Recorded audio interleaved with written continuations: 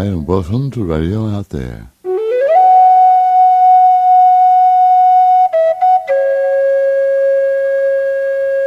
And this is Barry Eaton with you.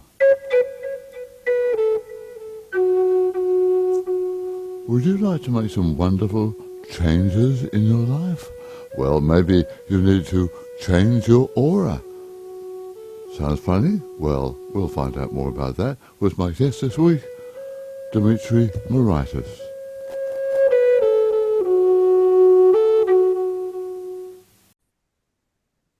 Dimitri, hi, and welcome to Radio Out There.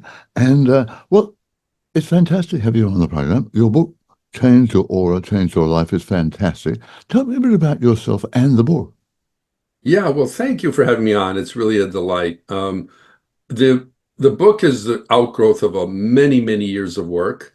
I worked with an amazing soul, Barbara Y. Martin.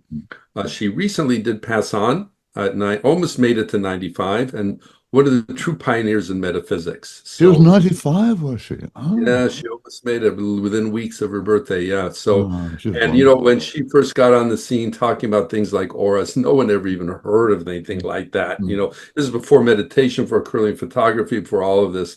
And so, mm, she really helped pave the way. yeah. And this is based on her many years of clairvoyant studies. Now, I came from the world of movie making when I was a young guy, and I moved to Los Angeles because that's where you go if you want to make movies, Yeah. and it was doing well, but I was having these. I didn't know anything about metaphysics or anything at that time, but I was having just these experiences where I was just kind of going into these.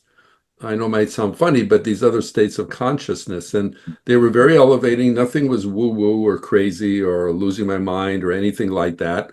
But they sort of came like the wind, they left like the wind. I had no control over them.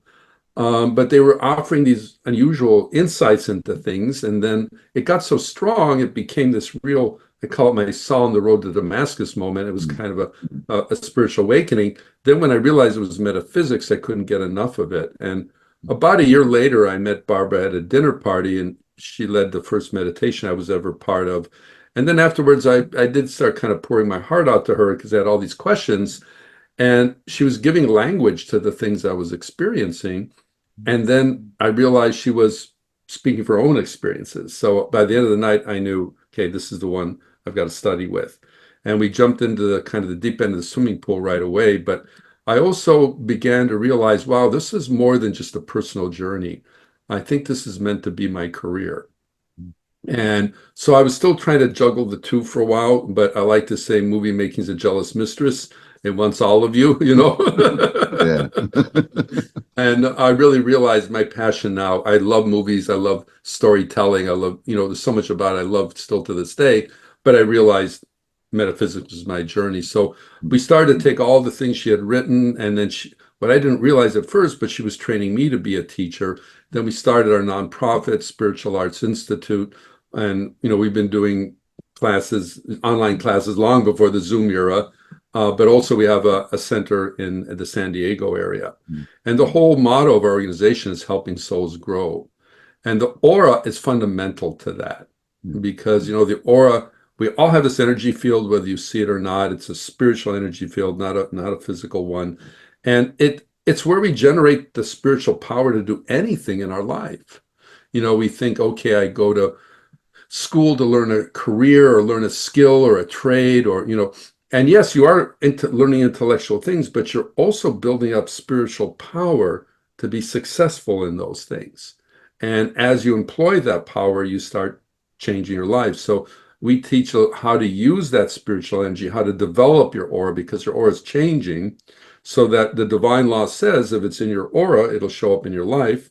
Well, if the energy is not in your aura, you just have to manifest that energy, and then with consistency, you'll see it in your life. mm. Fair enough. Let's talk a bit more about the aura because I know about it, you know about it, but maybe some of our viewers and listeners don't. Because you talk about it like an unlimited bank, having a bank Yeah. account we can just keep on drawing.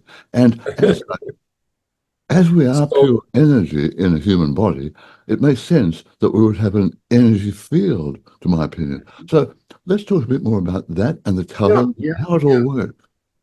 Well, you can define the aura as the individual expression of the universal life force. So there is just like there's the sun in the sky and it's radiating all this light to the whole solar system, there is this spiritual power that's radiating through creation, and we are receiving from that every day. And depending how we're utilizing the energy, what we're doing in our life is how we're receiving. So let's say I'm a very creative type, I'm very inventive, I'm developing things. I'm going to attract universal life energies that are very related to that. It'll take on certain colors and hues. On the other hand, if I'm very scientific and I'm looking to analyze and deduce and understand things, I'm going to draw on different universal life energies. The aura will take on different qualities because I'm utilizing it in a different way. Now, we're naturally drawing on this power by our very actions, but what we don't realize is that with good intention, we can more directly access the power. Now, we still have to employ it because the whole idea is utilizing it. So, for example, we had a doctor in one of our classes, and he said, I don't show enough. We give everybody kind of assignments. So, well, I think I got to work on compassion. I don't have enough compassion for my patients. I just see one right after the other and like that. So, in the aura, he might be lacking a little bit in the love energy, the pink ray. So, he started meditating with that. Well, he had to employ it, not just draw it in. But after several weeks of this, he said, "Oh my God, my practice is my patients are loving it, and my practice is getting even busier because he was utilizing this power, and he was really now realizing these were people and not petri dishes." Yeah. Now, the colors themselves and they surround us. Uh, you're saying in the book that it's very difficult to learn to see them. Uh, Yes, I did a yes. course a long time ago, my spiritual development, where we were taught how to see the aura, and I was wondering whether or not you are able to see it via Zoom, because I've had a look at you and I have a sense of color around you, and Well, that color it is is harder online. Now, Barbara was adept at this yeah. because she had done it so long. I mean, definitely, I'm picking up some things from you, your years of experience, your kindness, and your intelligence, and all those things are coming through. And also, you're very curious about things. Um, Yeah. Um, uh, but the point is, see, okay, it's one thing to see like, oh, there's a flash of color, or I see a blue around you, or I see that's not really seeing the aura, that's seeing No, energy. To energy, see yeah. the actual aura is a tremendous you can't I won't say it can't be learned, but it's a long road because Mm, we're all potentially clairvoyant, but it is a byproduct of our evolution. Now, when some people are born with certain kind of clairvoyant gifts, it means they've earned it in past lives, mm, and they're bringing it back in again. Now, it's the degrees. It's like a musician. Some people are born with some natural talent. Doesn't mean they're going to be Mozart, right? But if you're born with the level of a Mozart, and we used to call Barbara the Mozart of metaphysics ah, because her talents were so. I had never met anybody with that degree and intensity of mystical talents all bound into one person. She seemed to have like no matter what area focus on, angels, other side, karma, auras, light, all of that, she could just zoom in one after the other. mm. And people would ask her about it, says, well, it took me many, many lifetimes to develop this. It didn't happen in a single lifetime. So what we say is focus on your spiritual evolution, focus on growing the soul, and then the natural byproduct will be some of these things. And if you have some natural gifts already, that's good. That's like kind of God knocking on your door, but still stay on that thread to evolve your soul. The most important thing is you don't want to leave this world just better than the way you found it. You also want to leave it at a higher level of consciousness than when you started. Well, that's what I maintain in my books, that we are here to develop our soul, our consciousness. Exactly. And, Exactly. and that is what we're here for, because it's only a centre of learning coming back here every time, Right. many, many past lives. And if we don't keep moving on and we step backwards, well, we've got to keep coming back, haven't we? And that's the problem. Well, That- just like in school, we can flunk a grade every now and then. But we don't flunk the whole course. Yeah, yeah, no, no, exactly right. Earth is a schoolhouse, and we are students in the school. Mm, And even if you have no sense of any of this, even if you're the hardest core atheist, you're still here to learn. The life experiences are teachers. But if the light bulb has gone on, and I imagine most people that are watching your podcast, the light bulb has gone on, they know there's something, a greater life there, then that's the divine knocking on your door. And it's not for curiosity's sake. You're meant to really pursue it. yeah. This is your time of the accelerated spiritual growth. Mm, And it doesn't always happen every lifetime like this. So when you've had this moment, it's a magical moment. This is, as we know, an incredible time for metaphysics and studying spirituality because so many are interested in it. As you know, even doing a podcast like this would have been inconceivable not that long ago because the awareness of these things just wasn't there. mm. Well, it was a very, very small sector of the community that was Right. interested. When I was working on it as a mainstream broadcaster and actor and whatever, then this was regarded as, ooh, that's woo-woo stuff, you know. Yeah, yeah.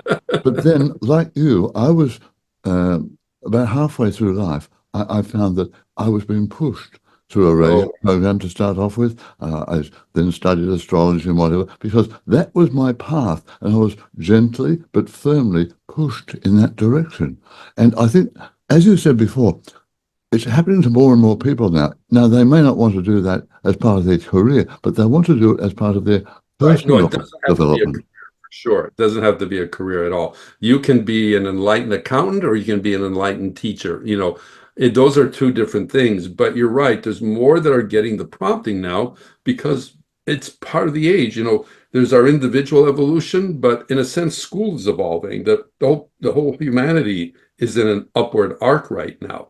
And yes, we're going through these growing pains and we're seeing all these struggles, but Mm, from our perspective, the world is not getting worse, it's getting better. And we're heading towards brighter days, but we have to stay on target. And when we're going through new changes, there's going to be uncertainty, there's going to be challenges and things like that. There's going to be people that don't want to be part of that, but mm. you've got to just stay strong. You've got to hold firm. What did Shakespeare say? To thine own self be true, and you can't be false to anyone. Well, it's true because we are, as you say, going through a very big transition right now. In fact, as an astrologer, we can look back 245 years or so and find that it represents the change of time they had with the French Revolution, the Industrial Revolution, and we are on the brink of that right now. So there's a tremendous transition taking place, Yeah. and we are part of it, whether we like it or not. A lot of Exactly. people don't like it, but But we can affect change. And the thing is, the more okay, look at how much we learned about the physical world, right, in just the last 200 Mm, years. How yeah, much we understand things, and that means we're able to harness things. There's an industrial age because we learn how to industrialize things. We learn how to harness electricity. We learn how to do things that we were almost inconceived of before. mm, But that also is a call to understand the spiritual life more deeply. yeah, Because if if the physical world is born of the spiritual, then the more we're understanding the physical, the call is now to greater understand the spiritual and to have a more mature understanding of God and the divine life and all of that. This is a time for really waking up and seeing things in a greater light in this 21st century. yeah. Well, let's hope that we can sort of stop this division because a lot of it is very religious at the moment, where my religion's better than yours. If you don't believe Right, in this right, one, right. then you're a pariah or whatever, and we have to kill you. I mean, we have to get over that, don't we? We have to understand that we are all Oh, here, and maybe yeah. we were that We're all religion children of the same divine source. all Now, right. in that 250 years ago, like you're saying, 204, we 250. weren't we weren't communicating with each other in different parts of the world in the same way we are today. I mean, you're Right. in Australia right now. Yeah. I'm in the United States, and we're having this would have been inconceivable, right?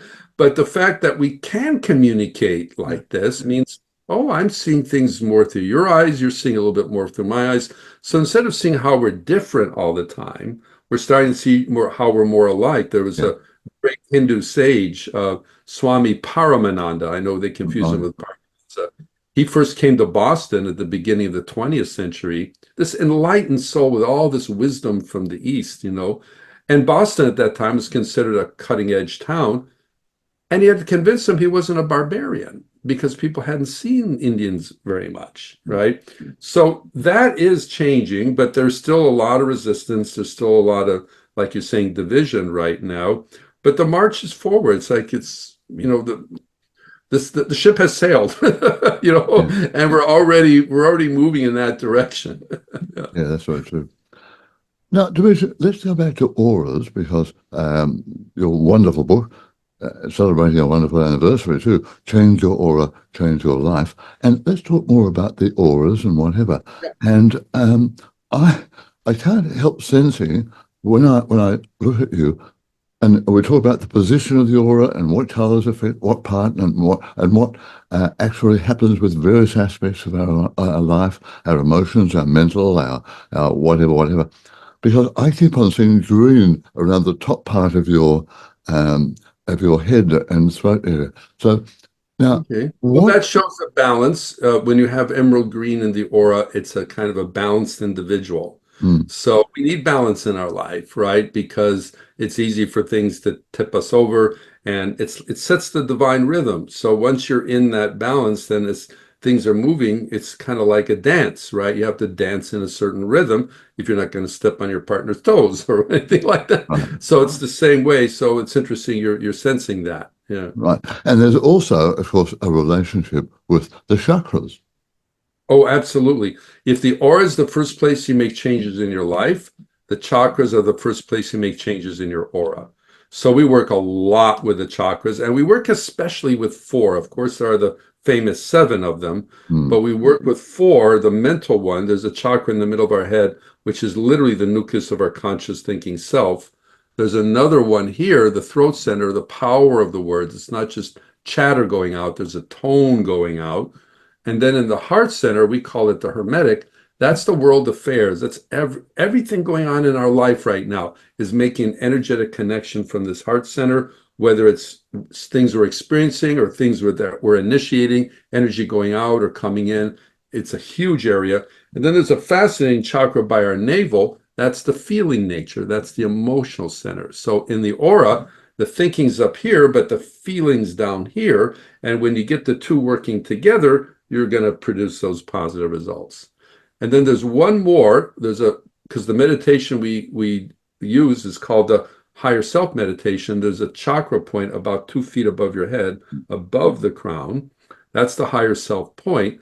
And that's outside the auric shell because that's sort of like the satellite in space. It can receive the energies that's coming from the divine source, and then it sends it to us. So we raise our consciousness into that higher self.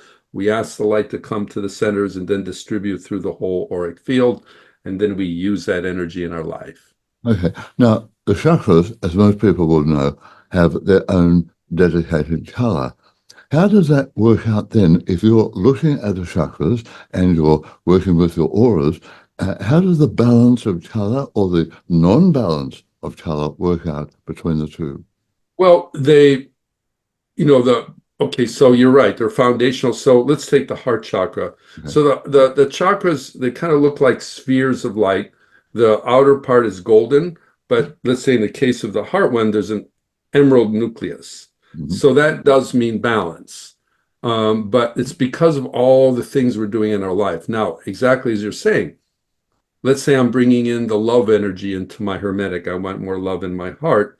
Yes, if you're observing the chakra at that point, you would still see the emerald hub, but you would see this pink light emanating from it. Okay. And that pink light would be telling you either this person is receiving this love or this person is radiating. There's also, it could have been they also are radiating. They're in a very loving place right now. So yes, the chakras will take on myriad colors and hues and things as the energies are moving in and out. The reason we focus so much on these four is because there's so much receiving and transmitting of energy that goes from these four chakras. Okay. Now, if somebody is having heart problems, whether it's physical, heart attacks or whatever, or just emotional heart problems where, oh, nobody Right, loves me or right, whatever, and my right. relationships are all over the place. How does that then reflect in the color that you would see in their aura? Well, you're hitting on a whole other, we could have a whole other talk on this, on the aura and healing. I know we're trying to So, cover too much at the one time, I suppose. yeah. I So, just think okay, about we it as got it the comes aura to me. itself, but the organs of the body Hmm. have auras too.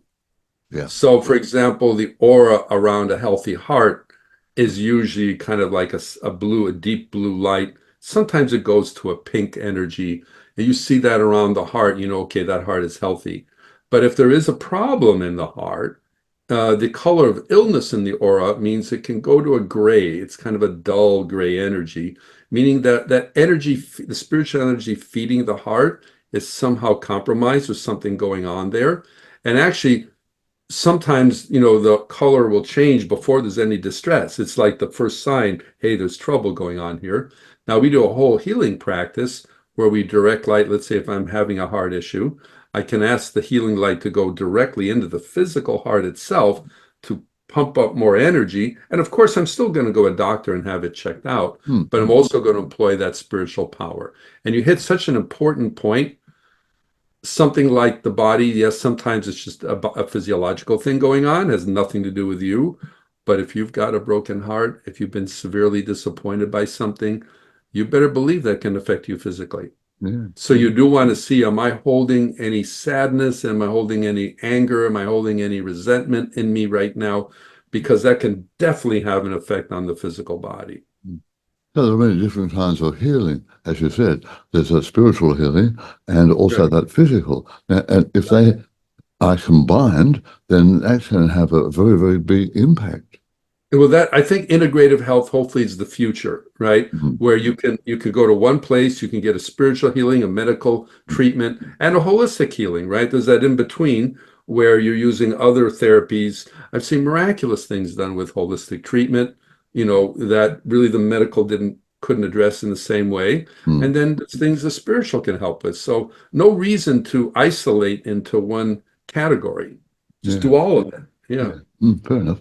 Now, in the book, you talk about enlightened colors and unenlightened colors. Right. Right. Tell me a bit more about Okay. that.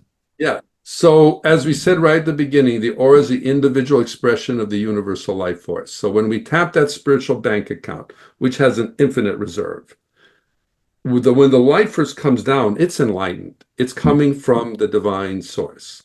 So, that's a blessing. That's like an act of grace. That beautiful energy comes into our aura. But once it's in our aura, our free will goes into play. Mhm. And we'll utilize that energy accordingly. So, for example, if I'm bringing in the pink and I'm feeling all this love and gratitude and compassion, well, not only am I receiving it, but I'm going to be radiating it. But if I start getting angry and vindictive and resentful, that energy starts to degrade. It loses that spiritual vitality and it turns into what we call an unenlightened energy. And that energy is a menace to the aura. You know, for example, one strong outburst of anger, I mean, where you really let it go, generates this dirty kind of dark red energy called, we call it a vitiated red, and it can linger for 2 weeks in the auric field. One real strong outburst of anger. Now you can purify it, but the point is you know, we are a powerhouse and we got to harness our energies. I tell myself now, I don't have the luxury of an unenlightened emotion. Does it really help to get all frustrated and angry and upset about this? Is it really being productive? Is it really helping me? I have to clear it out of my aura. I have to rebuild the aura because it took energy to be upset. I think it's better just to find a more productive use of that energy, even because people are going to do their things. You know, you're not going to necessarily change them, but remember, you are in control of how you handle things. And that's the master key. How are you handling the opportunities and the challenges of your life? And that will be reflected in the auric field. I guess it's not all that easy in today's chaotic world to have that wonderful, lovely, calm attitude that you're talking about there. We all lose it every now and then. Even if we, Of course, we're even human. if We're we human. lose it with ourselves. I mean, I've been doing a couple of silly things like this. I keep on saying, Barry, what are you doing? What's the matter with you? Wake up. So, Well, there you are. You're getting back up again. No, of course, we're human beings. yeah, that's But the right. point is, we can change. We're not stuck the way Oh, that's just me. I always do like that. No, you can change that if you want. Yeah. And look, if we make it's like school, we're not going to get a straight A every time. We're gonna goof it up sometimes, and that's okay. But are we learning from our mistakes? That's right. And that's what we're here for, isn't it? As part of our soul's evolution, to make mistakes, learn from them, and Exactly. send them on their Exactly. way. Exactly. Yeah, as the hire has shared with us, there's absolutely nothing wrong with making a mistake. That's how Mm, you learn, exactly yeah, like you said. The only thing we do see sometimes is they say, we see you making the same mistake yeah. 20, 30 times. Mm, Now that's where it gets frustrating. You don't need to keep doing the same thing over and over again. Then you're wondering why your life isn't going the way you want it to because you're not learning. And when you're not learning, you're going to repeat the same thing. This is the idea of forgiving 70 times 7. If somebody has done something to you that isn't so kind, but they haven't learned the lesson, well, they're going to make the mistake again because they don't understand what they've done that's wrong. mm, And that's where we have to be patient, kind. If we say, look, I'll forgive you now, but you ever do that to me again, I'll never forgive you as long as you live, yeah, yeah, then very that's true. not really forgiveness. No, no, very true. That's very true. Um, Learning how to sort of move on, though, and using auras and some wonderful information in your book, let's talk about how we can help change ourselves and talking about the auras and bringing divine light in. Now, I found this quite fascinating when I read Right. the book. I want to know Yeah. more about it. Tell me more about Yeah. divine Yeah. light, how we can manifest it, and how we can use it to our own positive advantage. Yeah, yeah. Well, that's the heart of the book. It's about the aura, but the actual book is about working with spiritual energy to change Mm, it. So you've hit the whole crux of the whole. That's why it's a thick book, because we're giving all these examples of how to apply these things in your life. So the first thing you want to do, what did Socrates say? The unexamined life is not worth living. love that So one, yeah. yeah, you've got to be honest with yourself. First of all, you got to recognize you have self-worth in that you are part of the sacred dance of life and you have value, inherent spiritual value. But like anybody learning, we're going to make mistakes. So you need to look at yourself honestly and say, okay, where are my strengths in an objective light? Where are my weaknesses in an objective light? And then you're going to use your strengths to change your weaknesses. So if you in our work we meditate with an intention. So let's say I'm having an issue with money. It's not just a little bump in the road. This seems to be a chronic thing. Well, there's a lesson there I need to learn. There's Mm, something I'm not figuring out if I keep ending up, short of cash all the time. So I can start working with the energies to better understand what I'm really doing, bring in the consciousness of wealth, which, by the way, when you're in that wealth consciousness in the aura, it looks like a turquoise ray. all right. And then you can start changing that part of your life. There's no part of your life you can't make a more blessed experience if you apply yourself in that part of your life. Yeah. Now, onto the divine light there, because you have some wonderful meditations and some Yes, good yes. help. Talk a bit more about that divine light, how we Okay. can understand it and bring it into our life. Okay, so the light we're receiving is the divine light, and Mm. it you know about the white light. Every tradition Oh, yeah. talks, oh, Well, white we talk light. about light workers, don't we? Yeah, exactly. We're light workers, Mm. but in truth, there's many shades of the divine light, and each shade represents a spiritual attribute, a consciousness. So we may say, I may know nothing about any of this. Say, God, grant me peace. I need peace. I'm not at peace. Well, the divine hears that and sends the peace, but it would look like a purple light enveloping it because purple is the energy of peace. So when our work, we just take it a step further. Instead of just praying for peace, we envision that purple light coming into our auric field, embodying us, and we actually start to feel the transformation from that stress. Oh, I'm feeling a lot better already. That calming down. Mm. And then, of course, our job is to employ it in our life. Okay, all right, I may finish a wonderful meditation. I'm feeling very peaceful. I get up and go to work and there's helter-skelter all over the place. Well, are you going to lose all that peace or are you going to maintain it, even though things around you may be a little chaotic? I love Emerson's quote. I'm kind of really paraphrasing this, but he said there is the person that finds the solitude while in the midst of the forest, and there's the person that gets lost in the hurly-burly of the city. But great is the soul that can find the solitude of the forest while in the midst of the city. Yeah. Well, that's vast majority of the world, isn't it, these days? Yeah. Well, we're trying because we tend to lean one way. Some people don't want to be near, oh, I can't handle any of this, and they go live in solitude. Mm. Others are kind of like, it's too outer. They're just constantly caught up in the activities of their life, and there's no quiet inner time. You need a balance of the two. You need to be able to go inside and find that divine part of you, then go out into the world and express it. Mm. Yeah, we all need that quiet time, don't we? And also Yeah. being in connection with nature. And there's Oh, not. nature's wonderful because nature's inherently in sync. Mm. I mean, we talk about all the drama of nature and what the animals are doing, but no, there's nothing. That tells you when we're too divorced from nature. That's also a sign that we're losing our grounding because Mm. we're part of nature.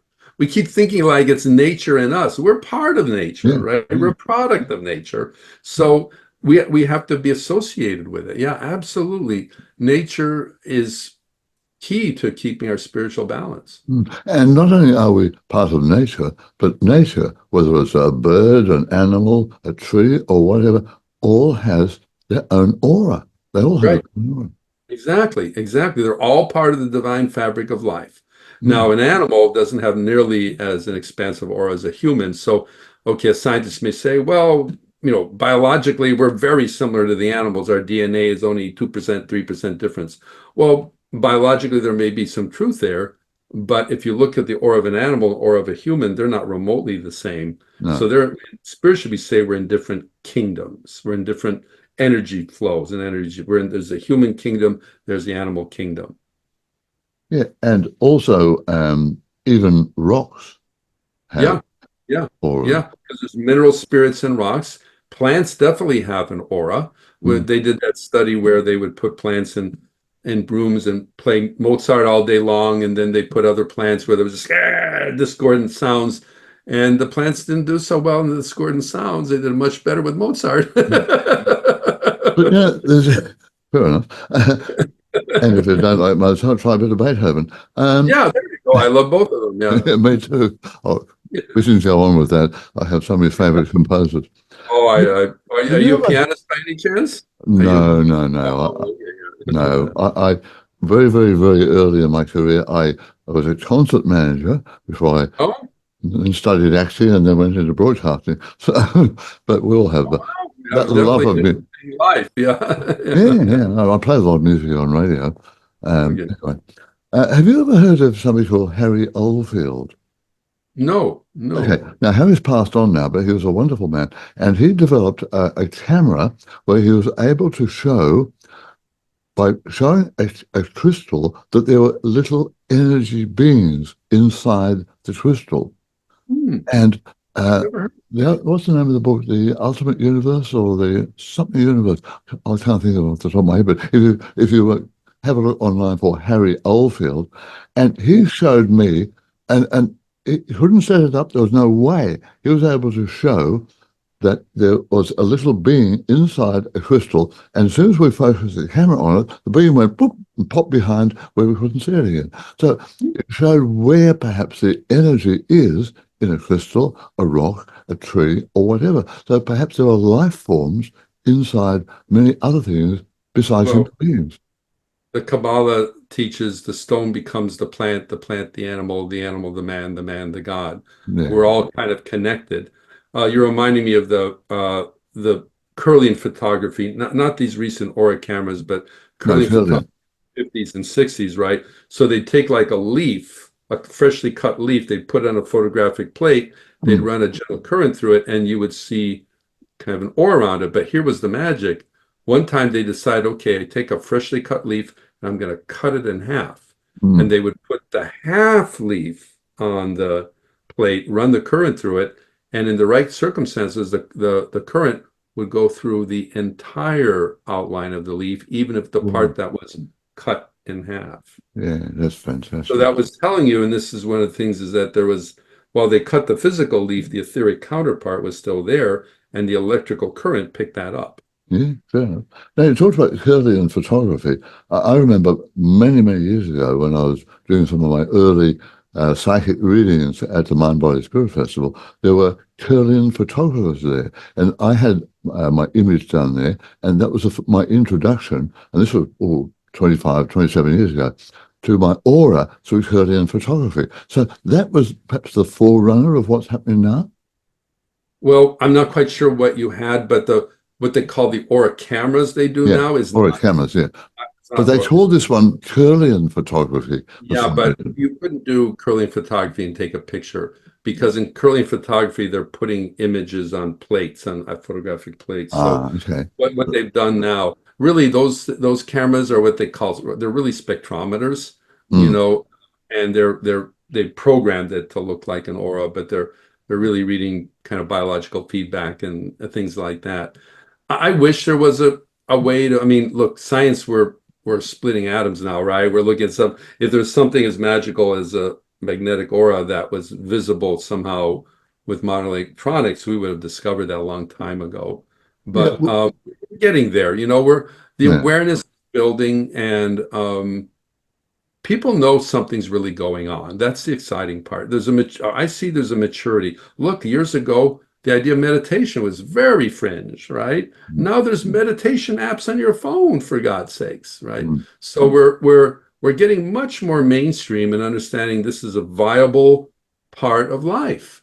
yeah, yeah, that's very true. And I think we have an over reliance on technology. So if it can be done Oh, by yes. pointing a camera or holding up your phone or something like that, well, do it. Don't think about it. Whereas when you're talking about accessing the divine light and going into a special meditation program to do it, I think that becomes more personal involvement rather Right. than relying on some device somewhere. Exactly. And then the device is devices are tools. Technology is a tool.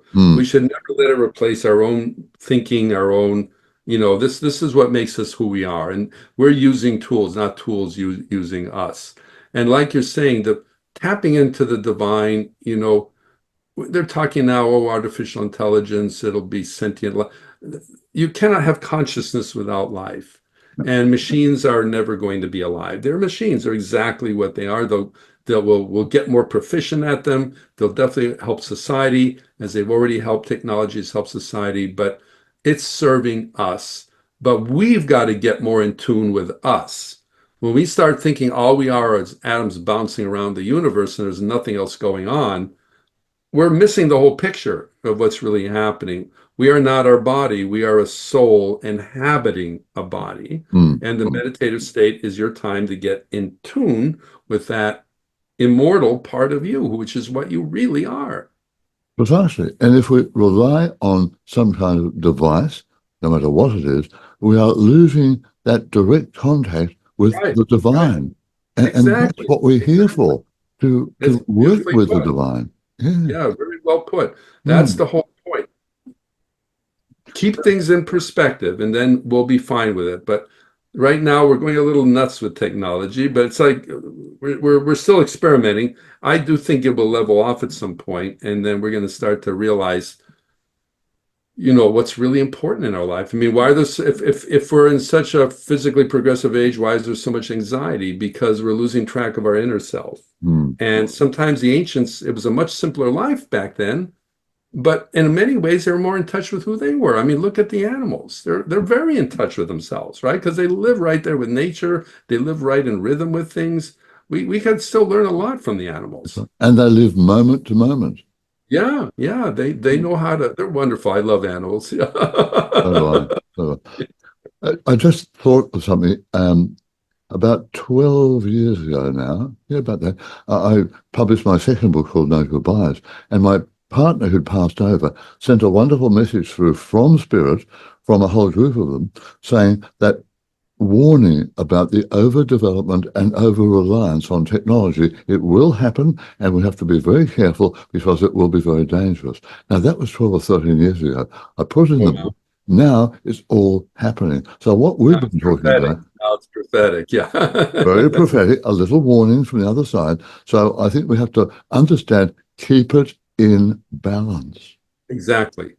And don't just think materialistically. This is all Right. because we're just thinking of materialism. All the When we time. materialize everything, we're divorcing ourselves. You know, the Hindu mystics said this is the world of Maya, the world of illusion. When you start to think just your five physical senses is all there is, you're living in an illusion because that's not the whole of life. Yeah. So yes, we may have to get, I think what's happening now is there's kind of like this parallel track. You have, unfortunately, what you're saying, the materialists that are going hog crazy right now. And the problem is there's a lot of money going behind them because Right. this technology, you can smell profit, right? But yet there's this spiritual vein that's coming out at the same time that's saying something more. So these two are kind of running parallel to each Yeah. other. And it's a good to have that cautionary note. Don't let technology rule you. Yeah. Even with the phone. Oh my God, don't let your smartphone. I used to joke, the smarter the phone, the dumber the person. You want to, I'll you, drink you to want to that. use the phone. It's an amazing tool, but my God, there are people that are addicted to it. Yeah, that's for sure. Now, just to wrap things up, I love a quote from your book. You are not pursuing the spiritual life on your device, but also you're saying nothing can enter your aura unless you permit it. Right, right. So we have this beautiful energy, and there are energy exchanges with others. And we know what that's like, right? When we have, like, we're having a nice exchange right now, right? And so it's kind of elevating both of us and hopefully everybody else listening here. But if we have an argument with somebody, we also afterwards, we feel what? Drained. We feel exhausted because there was a pulling of energy. But we don't realize that sometimes we let negative energy in. Someone may be mad at you and they want you to sort of get mad at them. And the minute you react, you're falling into that energy field. Yeah, You have yeah. the right to say, no, I'm not letting it in. I'm sorry, you can get mad at me all you want, but I'm not going to let this energy in. I'm not going to accept it. Mm. So the point is no energy can enter or unless you let it. But sometimes we're a little lazy in that area and we let it in too easily rather than kind of holding our ground. Now, not letting energy in doesn't mean don't have exchanges with the others. We need exchange with the others, but you need productive exchange. And part of our work is you can also put protective light. The great protective energy is this golden energy, which can literally help to keep out some of these wiggly, nasty things. It's a very psychically charged atmosphere. There's a lot of energy around us, and it's not all wonderful. So we have to be just like we're careful. We lock our house, we lock our car. We're careful physically. We don't go into neighborhoods that are dangerous. In the same way, be careful spiritually. Don't rush in where angels fear to tread, so to speak. Fair enough. Dimitri, wonderful to talk to you, and all the best Likewise, with your special anniversary book, Change Your Aura, Change Your Life. Thank you so much. it's been a delight. Thank you for everything.